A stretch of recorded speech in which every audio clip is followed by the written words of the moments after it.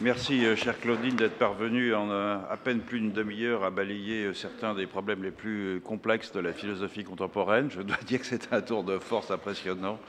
J'ai personnellement apprécié le plaidoyer que tu as fait pour l'autonomie des sciences spéciales. Je ne suis pas le seul, je pense, dans cette salle. Pour laisser un peu de temps pour la discussion, je me contenterai d'une seule remarque qui concerne la personnalité juridique de la nature. C'est une question qui m'a beaucoup intéressé, donc je résiste mal à la tentation d'en dire un mot.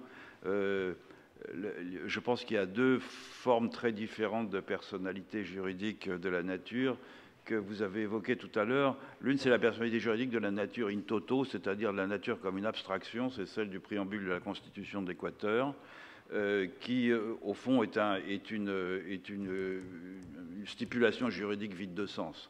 L'exemple concret du fonctionnement de cette disposition d'Équateur le montre bien. Domingo Wanchap, le président de la fédération Shuar, qui s'opposait à l'accaparement des terres d'une communauté Shuar par une compagnie d'extraction aurifère chinoise, a été collé en prison pendant quelques semaines, tout simplement parce qu'il voulait faire valoir les droits de la nature, en l'occurrence. Et il suffit de voir ce qui se passe en Équateur, où la totalité de l'Amazonie a été vendue à des entreprises chinoises, pour voir que cette stipulation des droits de la nature n'a littéralement aucune signification, aucune portée en tout cas.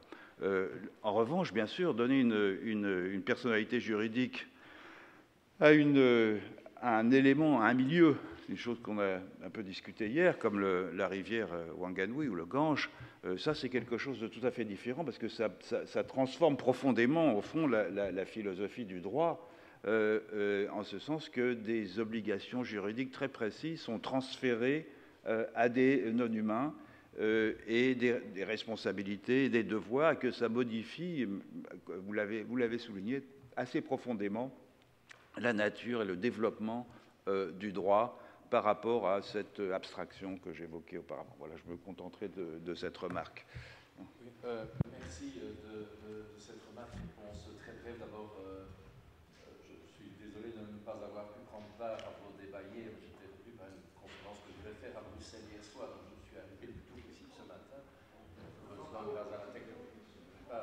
Grâce à la technologie, je pourrais prendre connaissance des débats hier, mais je partage largement votre avis et bien sûr, vous avez bien compris que mon enthousiasme allait plutôt aux deux dernières expériences dont j'ai parlé.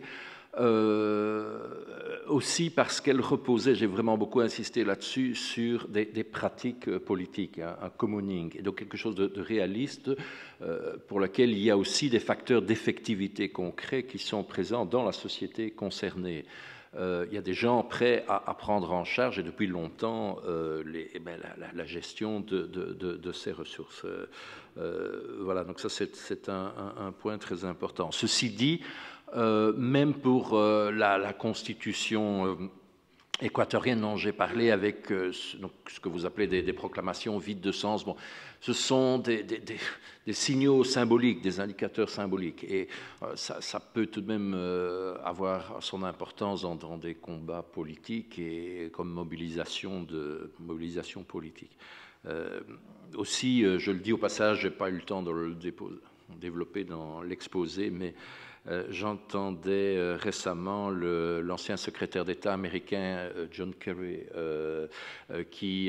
qu'on interrogeait sur la politique du président Trump et sa volonté de sortir des accords COP21. Il disait oui, bien sûr, mais justement grâce à ces ordonnances dont j'ai parlé, de toutes ces petites villes ou moyennes villes américaines, eh bien, il y en a toute une série, et même des États entiers, des États fédérés, qui vont en quelque sorte se déclarer sortir de cette volonté politique américaine fédérale et se conformer et même aller plus loin que les objectifs de COP21. Donc, il ne faut pas négliger totalement le rôle politique de certaines inscriptions symboliques dans des constitutions. C'est tout, mais sinon je partage très largement votre avis, bien sûr.